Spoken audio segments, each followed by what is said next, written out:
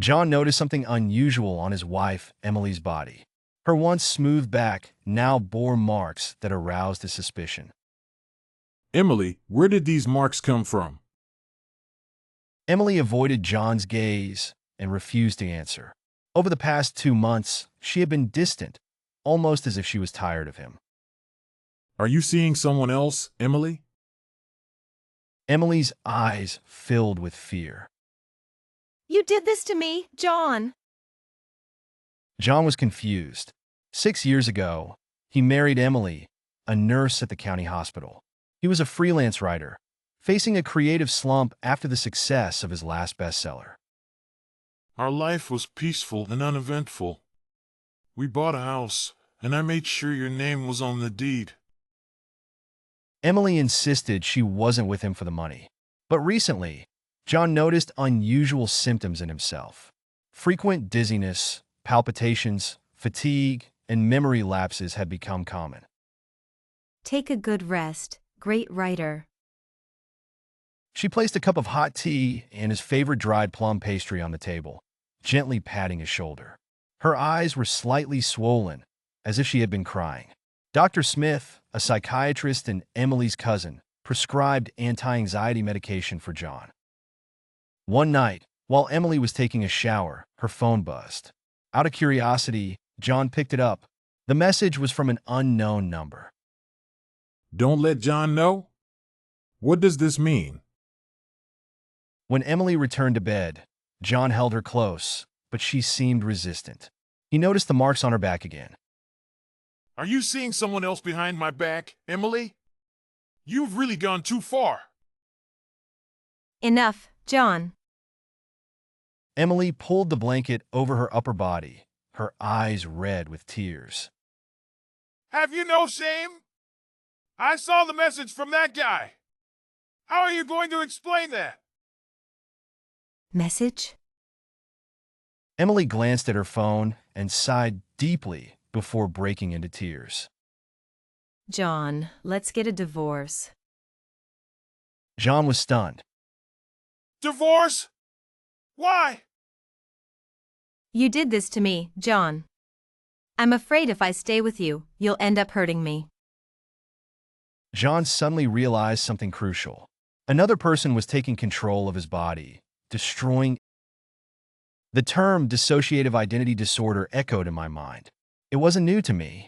As a writer, I had often flirted with the idea of a protagonist with multiple personalities.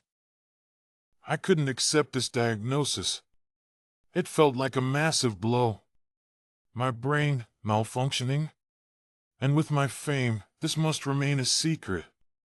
The media would have a field day. Emily, who lived with me, had noticed the signs. When did it start? We sat on the living room sofa. Emily held a teacup, but remained silent until I spoke. About a month ago. Remember when I brought you tea?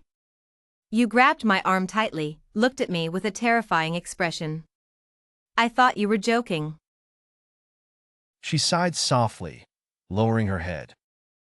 At lunch, you were back to normal. I didn't dare mention it and consulted my cousin instead.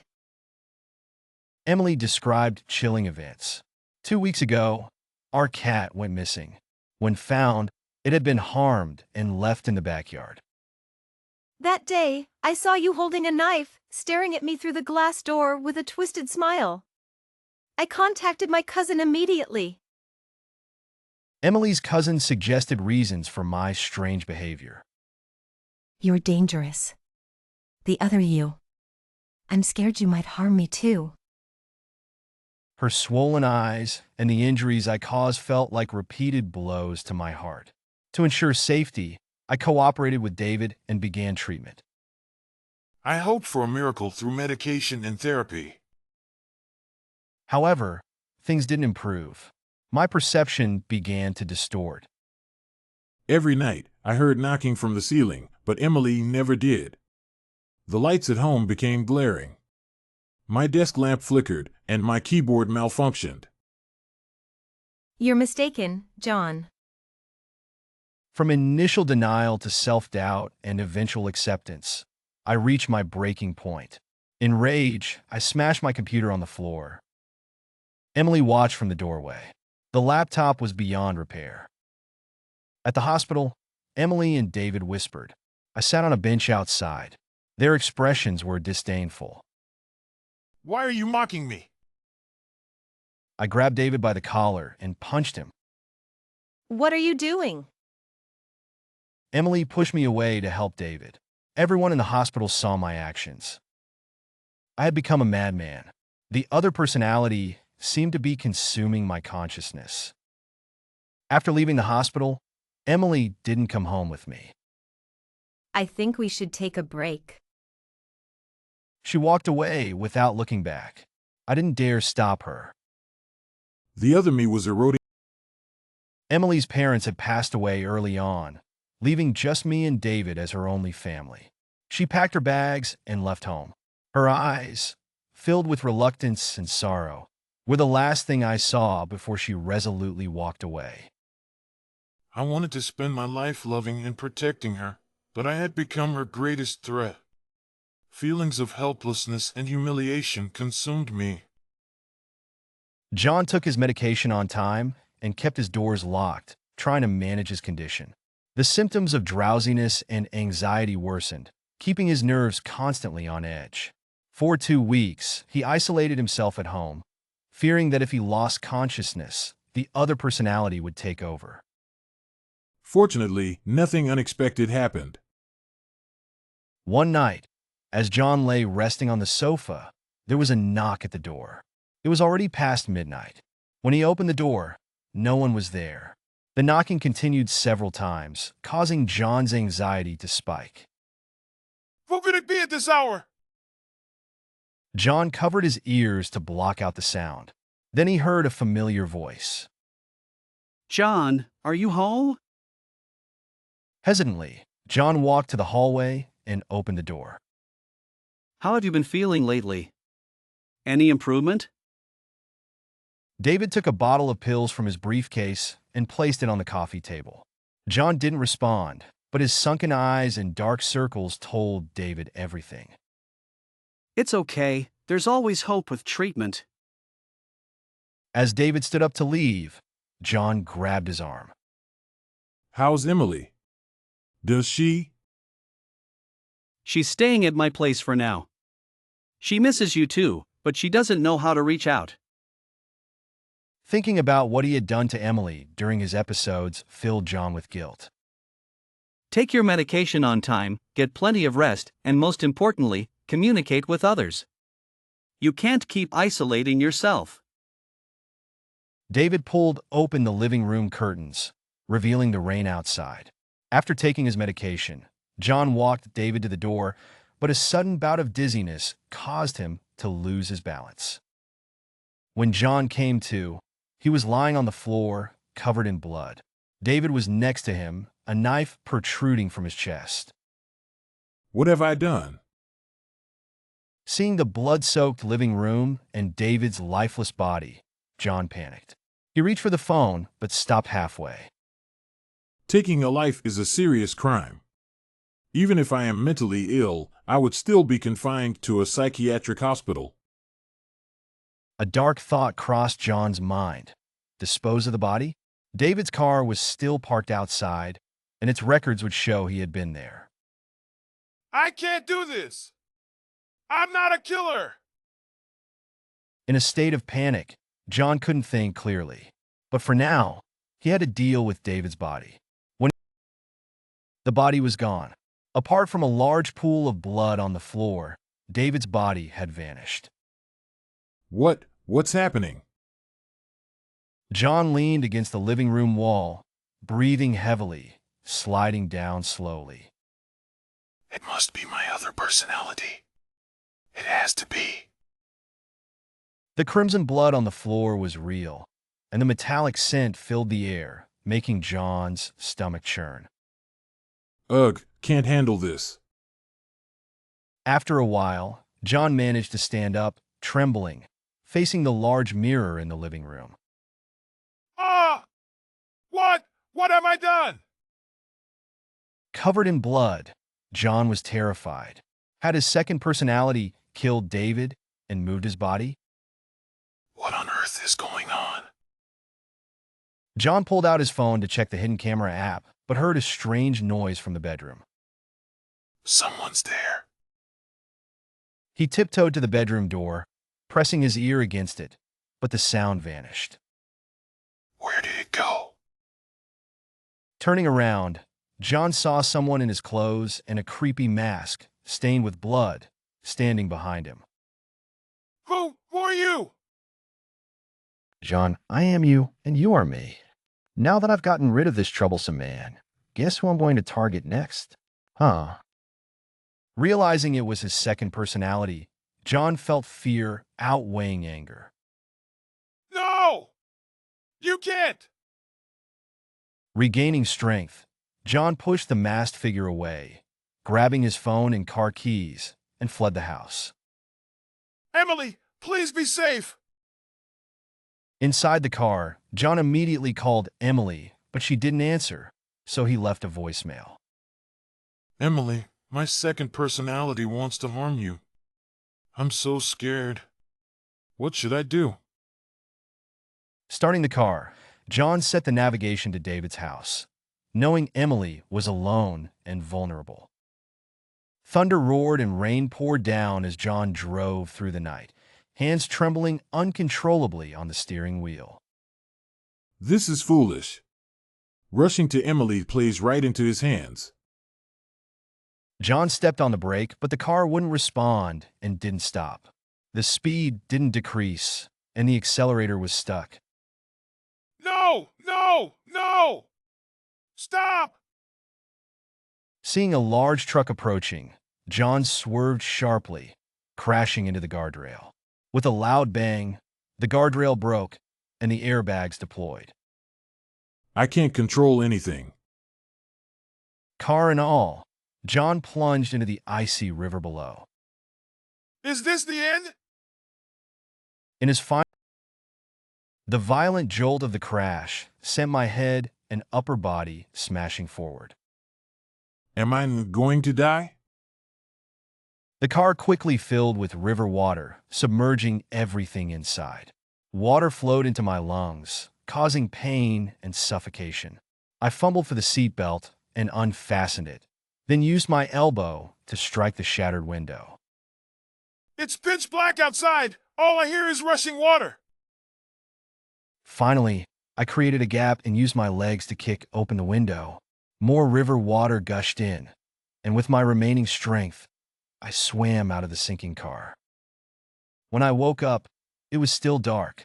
I lay on the riverbank, soaked and shivering from the cold wind, which helped me regain some clarity. The water is calm again, but I caused harm. I can't face this. Barefoot and bleeding, I walked home under the cover of night. When I got home, David's car was gone. I entered the house and found it empty. The bloodstains vanished. I collapsed onto the floor, exhausted, tears and snot flowing uncontrollably. Even though I was still alive, an inexplicable sadness lingered. Have I become unrecognizable? Did I really cause harm, or was it all a hallucination? I retrieved my phone from my pocket. It was still working, thanks to its waterproof feature. There were over 10 missed calls, mostly from Emily but one from David, made half an hour ago. Thank goodness. I didn't cause harm.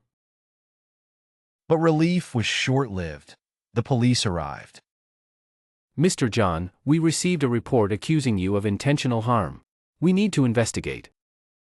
The officer's words tightened my heart. In my kitchen sink, they found a knife with traces of blood. The person who reported it was David, who claimed I attacked him. I might have done it unknowingly. According to Mr. David's statement, you attacked him during an episode. Yes, I've been suffering from mental illness. It might be true. The police asked about my wet clothes and injuries. I mentioned the car accident and prepared to follow them for investigation. According to Dr. Smith's records, you have severe manic episodes. No, I have dissociative identity disorder. Did David not mention that? Dr. Smith believes you have severe cognitive impairment and personality defects. Everything you've done was under your conscious control. Before I could explain, the officers escorted me out, where an ambulance was waiting. Where are we going? You need to receive long-term treatment at a psychiatric hospital, Mr. John. She held a gleaming syringe, a droplet forming at the needle's tip. No! I want to see David! Let him explain! The patient is agitated. Administer the sedative immediately. A slight sting at the back of my neck sent waves of fatigue and dizziness. Later, I was sent to a psychiatric hospital. As a highly threatening patient with a personality disorder, it's important to note that personality disorder is not the same as multiple personality disorder. Those incidents were never intentional on my part, and both David and Emily knew that. A week later, Emily came to visit me at the hospital. She looked much more haggard, which made my heart ache for her. Emily, I'm sorry. It's all my fault. I reached out to touch Emily, but she recoiled. Please, don't leave me, okay? I have no one else in this world. You're my only family. Because I had to take medication every day, these colorful pills made me drowsy and muddled. But it seemed that the other personality had not reappeared. However, Emily's originally calm face suddenly changed, and her eyes showed disdain and mockery. Of course, I won't leave you, John. After all, your annual royalties are quite substantial. If I divorced you, I would only get half, wouldn't I? Her mouth twisted into a malicious smile. What are you talking about, Emily? The Emily in front of me seemed like a different person, someone I didn't recognize. I've been planning this for over a year. Do you know how much I've sacrificed to get you locked up here? Emily revealed her arm, which was covered in bruises and scars. You aren't actually sick. I've just been slowly feeding you these ideas until you believed you were crazy. I recalled some odd occurrences from the past. The light bulbs at home had been replaced with brighter ones. Yet Emily insisted nothing was unusual. Items that were usually placed in specific spots had been moved, and the strange noises at night and other abnormal events were all orchestrated by Emily. Let me tell you, John, I've been fed up with being with a bookworm like you for years. But if I divorced you outright, I wouldn't get anything out of it. This woman had multiple faces, and I couldn't tell who was truly ill. Seeing her plan come to fruition, Emily revealed her true self. Even David wasn't her cousin, but a third party she met at the hospital. Guess what? I've been with David for a long time. Emily leaned back in her chair, smiling at me with pursed lips. He's much better than you.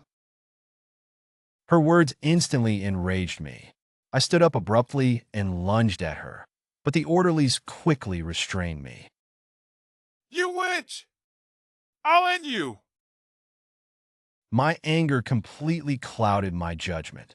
Looking at this venomous woman who not only wanted to take my assets, but also conspired with her lover to have me committed, I was filled with rage. My frantic behavior was exactly what Emily wanted. She feigned surprise, screaming and retreating. The orderlies pinned my face to the table, and my spittle, mixed with my hysterical shouts, splattered on the surface. The patient is very unstable, Ms. Emily. It would be best to reduce visits for now. An orderly tried to calm Emily down. I saw her hypocritical face and thought of everything that had happened over the past few months, which only fueled my anger. Please, make sure to cure my husband. He wasn't like this before. Emily wiped her eyes, though no tears fell, and turned to leave. She gave me one last sly glance before exiting. I recalled the dizziness and drowsiness that started a few months ago. Emily had been taking care of all my daily needs. She and David worked at the same hospital, so they had access to prescription drugs and could easily drug me. They made me doubt my own sanity and believe everything they said. Even the brake system of my car had been tampered with by Emily and David. Although I survived the accident, I couldn't escape this woman's clutches. The incident where I thought I had accidentally harmed someone after David delivered the medication to my home was also part of their scheme. I felt like a monkey being toyed with, and Emily's acting was top-notch, portraying herself as the perfect victim. My wife of 6 years had turned against me so ruthlessly. She must have been utterly fed up with me, but David, the third party, had undoubtedly played a significant role in this plot. They drugged me through my daily meals, taught Emily to psychologically manipulate me, and subjected me to emotional abuse. After months of preparation, they finally executed their plan. Now, I was left with no way to defend myself, locked up in this place surrounded by barbed wire. I desperately wanted to expose the truth to the world. But the question was, what could I do? Who would believe the words of someone deemed insane? Another week passed in a daze. Although they called it hospitalization, it felt more like imprisonment, especially for someone like me who didn't have any mental illness. The continuous medication and the closed environment did have some impact on my mental state. I couldn't hide the medication, nor could I induce vomiting after taking it. Watching the various patients in their hospital gowns, I fell into endless confusion. Emily, that woman, was probably out there enjoying herself with her lover. She wouldn't let me out until she had completely transferred all my assets. I tried to escape more than 10 times, but it was impossible. The place was monitored from the first floor to every other floor, even the bathrooms. Every move I made was watched closely. There were roll calls 3 times a day, and if anyone was missing, the hospital would immediately find out. Staring at the surveillance camera in the corner with its blinking signal light, I felt a surge of anxiety and couldn't help but sigh, covering my face.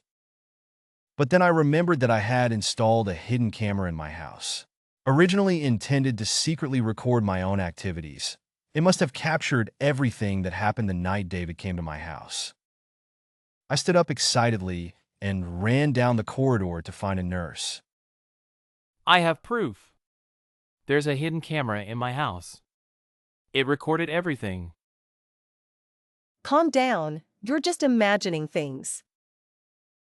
But no one believed me.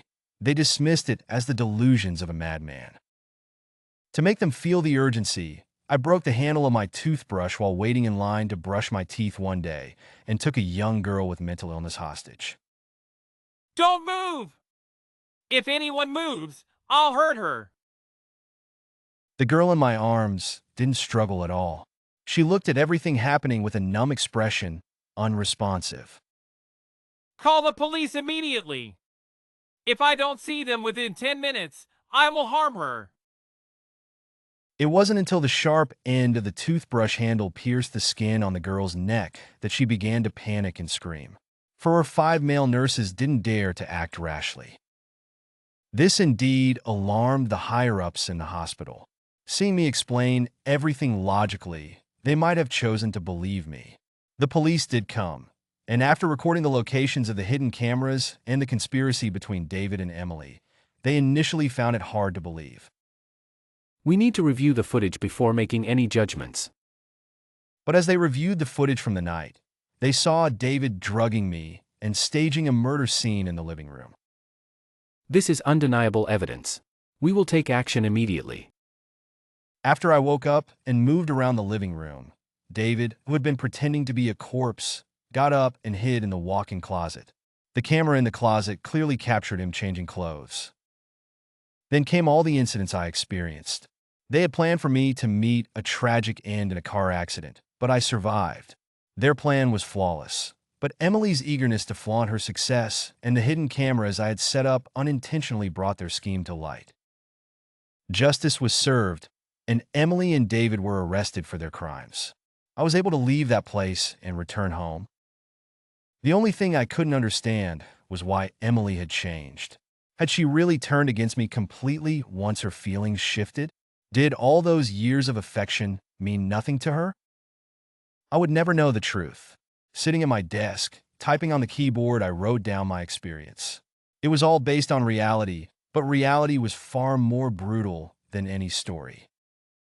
As I typed the